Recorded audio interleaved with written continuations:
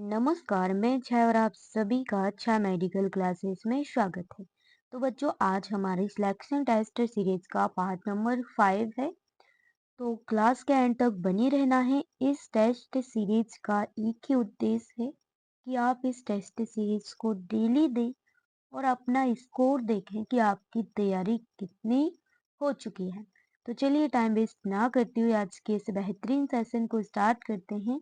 चाहे आप किसी भी एग्जाम की तैयारी कर रहे हैं, like AIIMS, CHO, RRB and other nursing exam, आपके लिए ये क्लास बहुत इम्पोर्टेंट होने वाली है। चलिए, आज की क्लास का फर्स्ट क्वेश्चन है, what is the normal respiratory rate runs in adults. क्या पूछा गया है बच्चों कि जो रेस्पिरेटरी रेट होती है एडल्ट में, इसकी जो सामान्य रेंज होती है वो क्या होती है। तो इसका करेक्ट आंसर हो जाएगा 12 टू 20 बीट्स पर मिनट। ठीक है, option B is correct answer. Next है, क्या पूछा गया है, सेकंड क्वेश्चन है, what type of muscle is the diaphragm. क्या पूछा गया है कि जो डायफ्राम है वो किस प्रकार की मांसपेशी है। ठीक है, किस प्रकार की मांसपेशी है, वॉलेंट्री, कार्डियक, स्मूथ मसल या स्केलेटल मसल। तो बच्चों ध्यान रखना, जो डायफ्राम है वो एक स्केलेटल मसल है। ठीक है, option D is correct answer. Next next question है, पूछा गया है, व्हाट डज हाइपोक्सिया इंडिकेट। क्या पूछा है बच्चों कि हाइपोक्सिया है वो क्या दर्शाता है, कि क्या हो गया है। ऑप्शन ए है water deficiency in the body, शरीर में पानी की कमी। Low oxygen levels in the blood, रक्त में ऑक्सीजन की कमी। सी है हाई कार्बन डाइऑक्साइड लेवल्स, उच्च कार्बन डाइऑक्साइड स्तर। या इंक्रीज रेस्पिरेटरी रेट। तो बच्चों इसका करेक्ट आंसर होगा कि हाइपोक्सिया इंडिकेट करता है कि आपके जो रक्त में है वो क्या है, O2 की डिफिशियंसी यानी O2 की कमी हो गई है। ठीक है, तो option B is correct answer हो जाएगा। नेक्स्ट है, क्या पूछा गया है, देखिए, what are the pulmonary symptom primary symptom of chronic obstructive pulmonary disease यानी सीओपीडी। क्या पूछा है, सीओपीडी का प्रमुख लक्षण क्या है। ऑप्शन ए दिया गया है shortness of breath and cough. B है abdominal pain and nausea. C है हेडेक एंड डिजीनेस। डी है स्किन रेसेस।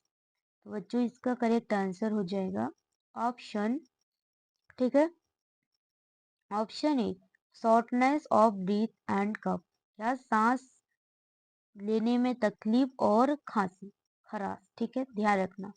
नेक्स्ट है, what are the purpose of using oximeter. क्या पूछा है कि पल्स ऑक्सीमीटर का उपयोग किस उद्देश्य के लिए किया जाता है, क्यों करते हैं, क्या क्या मेजर करता है पल्स ऑक्सीमीटर। तो बच्चों ध्यान रखना, जो पल्स ऑक्सीमीटर है उससे हम, ठीक है, ऑक्सीजन लेवल को चेक करते हैं कि हमारे बॉडी में कितना ऑक्सीजन सेचुरेशन है। ठीक है, ध्यान रखना, तो option A is correct answer. Next क्या पूछा गया है, where does the majority of digestion occur in the gastrointestinal tract। क्या पूछा है बच्चों कि पाचन तंत्र में जो भोजन है, जो फूड है, उसका पाचन मुख्य रूप से कहाँ होता है। स्टोमक में, लिवर में, स्मॉल इंटेस्टाइन में या लार्ज इंटेस्टाइन में। तो बच्चों इसका करेक्ट आंसर हो जाएगा ऑप्शन सी, स्मॉल इंटेस्टाइन में भोजन का मुख्य रूप से पाचन होता है। Option C is correct answer.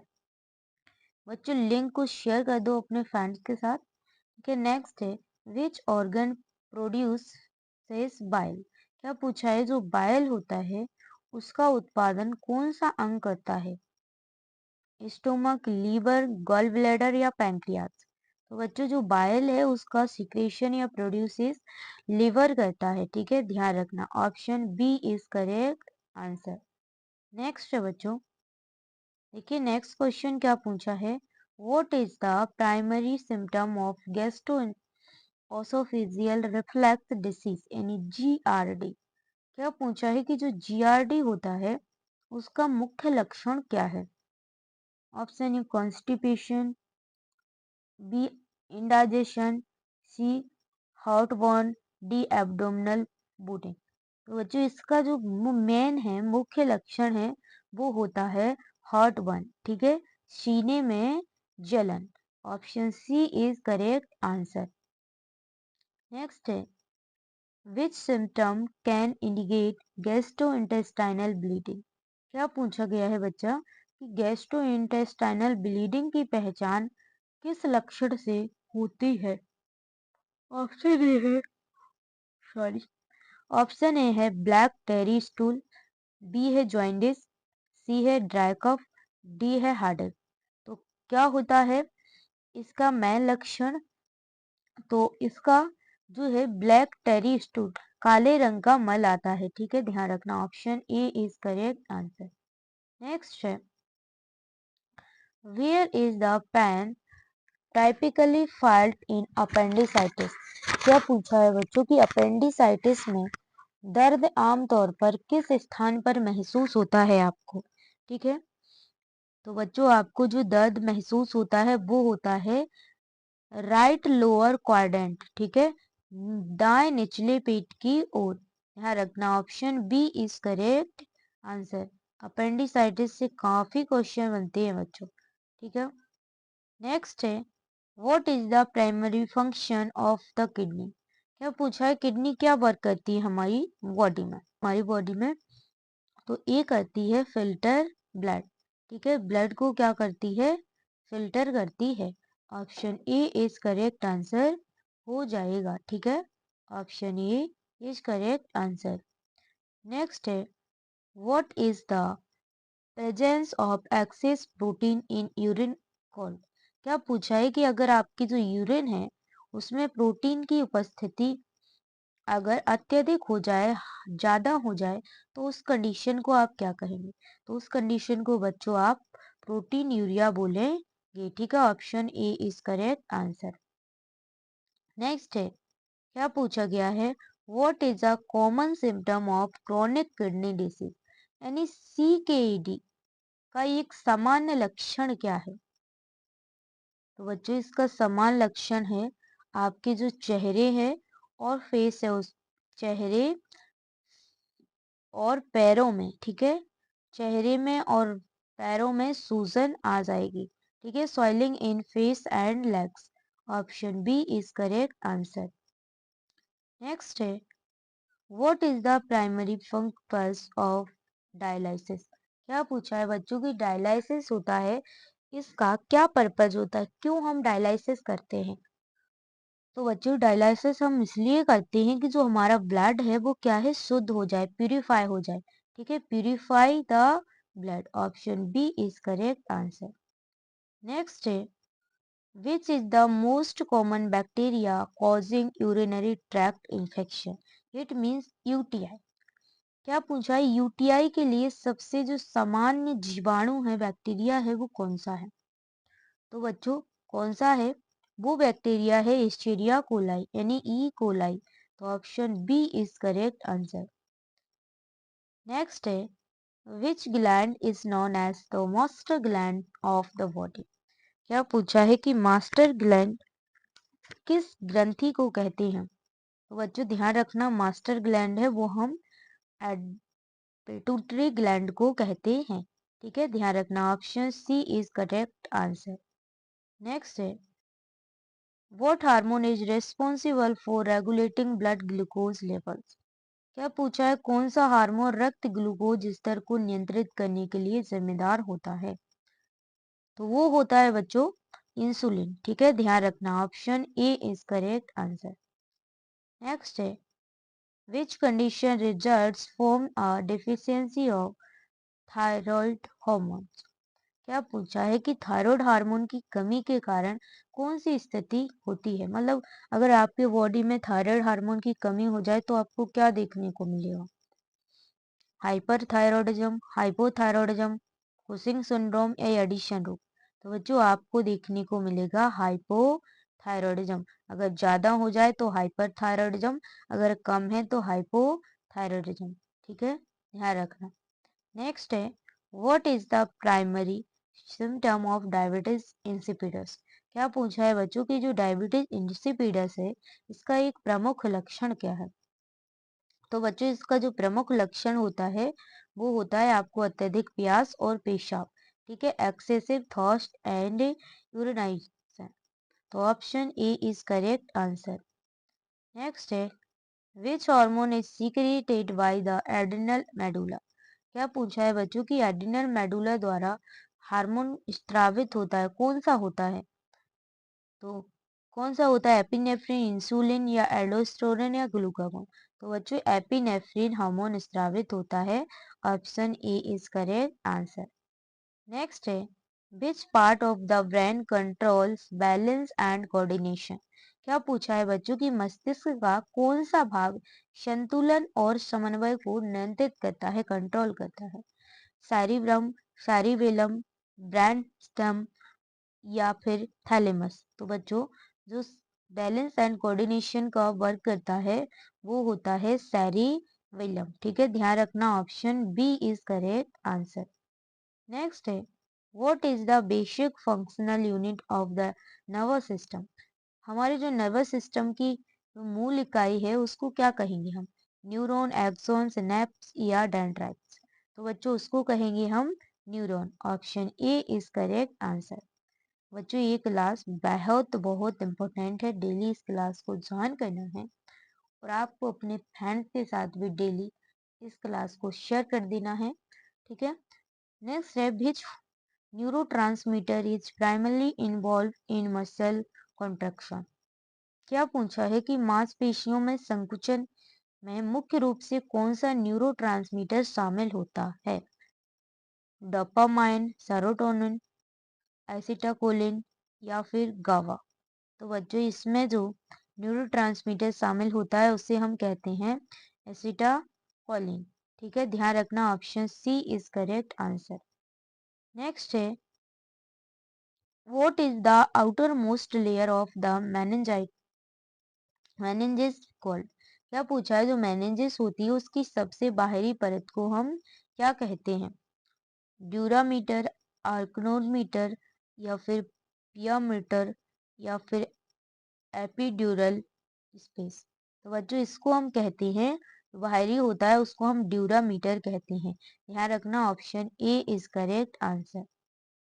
Next है, विच cranial nerve is responsible for vision. क्या पूछा है कौन सी cranial नर्व दृष्टि के लिए जिम्मेदार होती है। Optic nerve, facial nerve, vagus nerve या ट्रांसजेमिनल नर्व, ट्राइजेमिनल नर्व। तो बच्चों इसका करेक्ट आंसर हो जाएगा ऑप्शन ए, ऑप्टिक नर्व। ठीक है, ध्यान रखना, विजन के लिए क्या होती है, रिस्पॉन्सिबल होती है। Option A is correct answer. Next है, what is the most effective way to prevent the spread of infection in a healthcare setting। क्या पूछा गया है बच्चों कि स्वास्थ्य देखभाल में संक्रमण फैलने से रोकने का सबसे प्रभावी तरीका क्या है, कैसे रोकेंगे आप।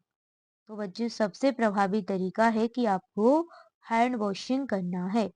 जब आप हैंड वॉशिंग करेंगे उसी के बाद दस्ताने पहनेंगे, कीटाणुनाशक का उपयोग करेंगे, ये तो बाद ही का काम है मास्क पहनना। बट आपको सबसे, ठीक है, सबसे इफेक्टिव है वो है हैंड वॉशिंग करना। Option A is B is correct answer. ठीक है, हैंड वॉशिंग। नेक्स्ट है बच्चों, पूछा गया है which of the following is an example of a droplet infection. क्या पूछा है बच्चों की जो ड्रॉपलेट संक्रमण है उसका क्या उदाहरण है, कौन सा है इनमें से। ट्यूबरकुलोसिस, इन्फ्लुएंजा, हेपेटाइटिस बी या फिर एचआईवी। तो इसका करेक्ट आंसर है बच्चों इन्फ्लुएंजा। ठीक है, ध्यान रखना, option B is correct answer.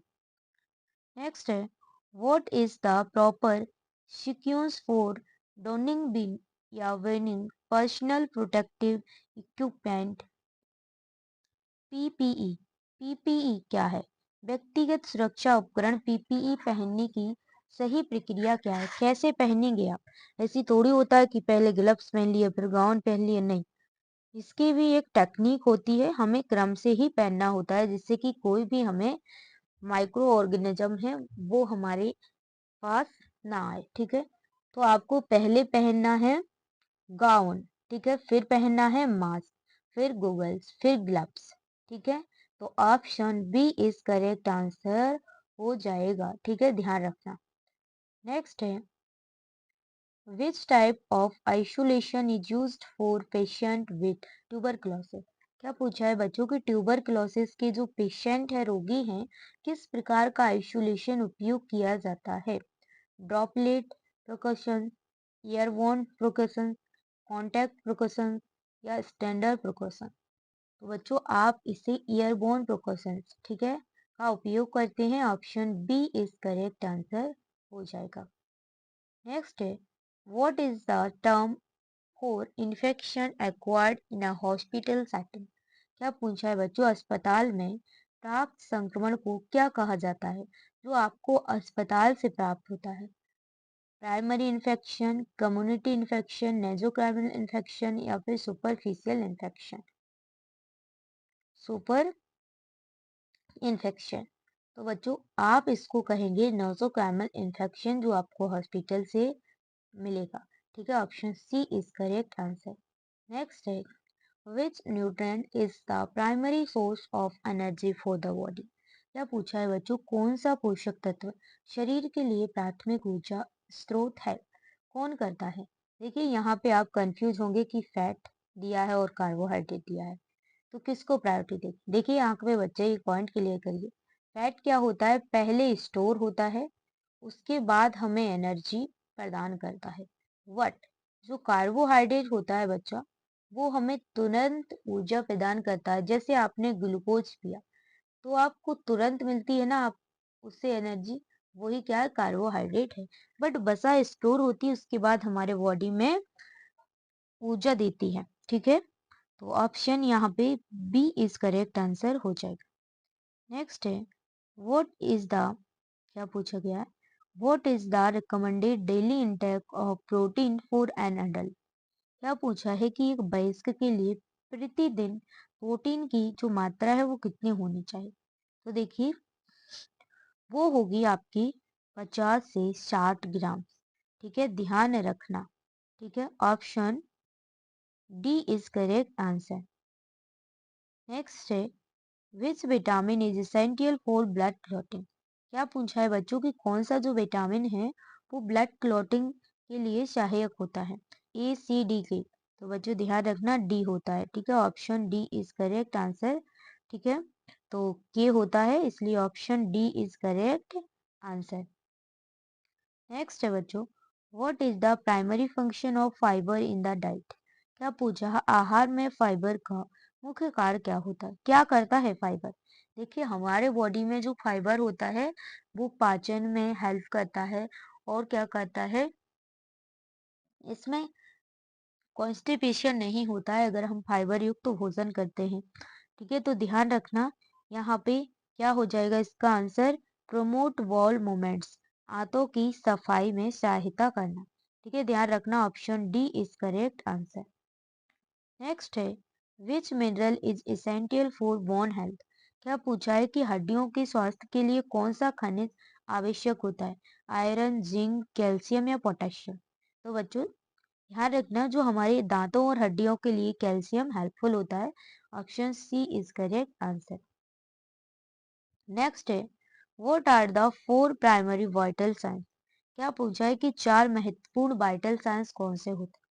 ध्यान रखना चार महत्वपूर्ण वाइटल साइंस है, temperature, pulse, respiration, blood pressure. Option A is correct answer, ठीक है। नेक्स्ट है, what is the normal body temperature range in adults? क्या पूछा है कि वयस्कों में जो नॉर्मल बॉडी टेम्परेचर होता है वो कितना होता है? तो बच्चे ध्यान रखना वो होता है 98 पॉइंट, सॉरी 96.8 से 99.5 फ़ारेनहाइट। ध्यान रखना, ठीक है, 36 टू, ठीक से, Celsius to 47 degree Celsius.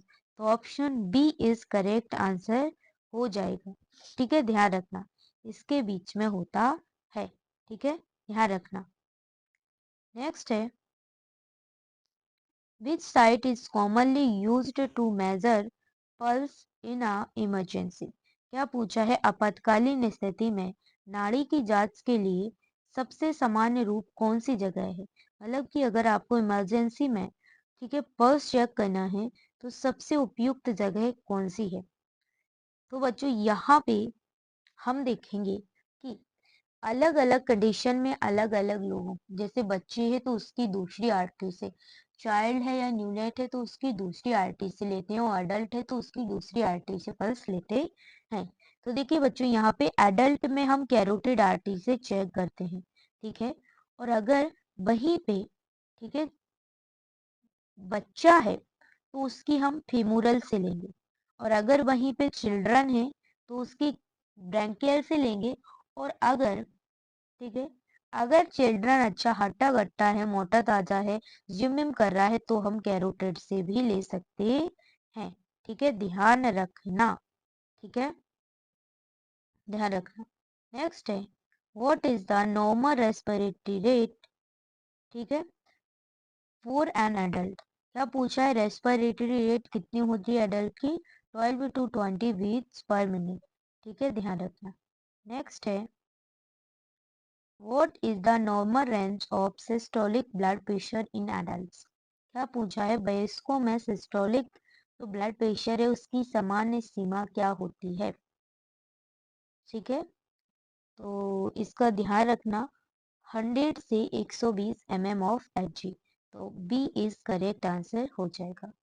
Next है, what is the primary goal of patient safety in health care? क्या पूछा है बच्चों की स्वास्थ्य देखभाल में रोगी की सुरक्षा का मुख्य उद्देश्य क्या है? तो इसका मुख्य उद्देश्य है preventing errors and reducing harm. अगर आप त्रुटि को रोकना और हानि को कम करना। ठीक है, स्वास्थ्य देखभाल का प्रमुख उद्देश्य, अगर कोई गलती हो रही तो उसको रोकना और हानि को कम करना। ठीक है, नेक्स्ट है, what is the best method to confirm patient identity before administering medication? क्या पूछा है बच्चों की मरीज को दवा देने से पहले उसकी पहचान की पुष्टि करने का सबसे अच्छा तरीका क्या है?